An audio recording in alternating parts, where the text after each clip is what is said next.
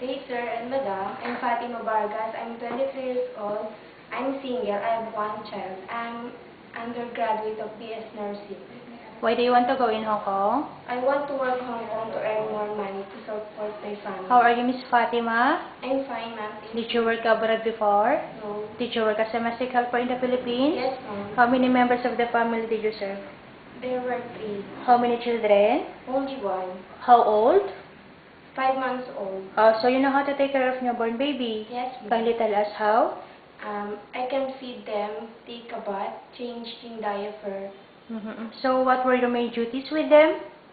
Aside from taking care of baby? I also cook and clean the house and watch. Okay, can you sing children's song? Yes. Please try. Twinkle, twinkle, little star, how I wonder what you are. Do you know how to cook? Yes. Can you follow recipe book? Yes. What kind of recipe can you cook well? Only Filipino. Describe your personal character. I'm hardworking, honest, respectful, and friendly. How can you say that you will be a good domestic helper? I will follow the rules and regulations of my employer. And? I will promise to finish my 2 years contract. Okay, thank you.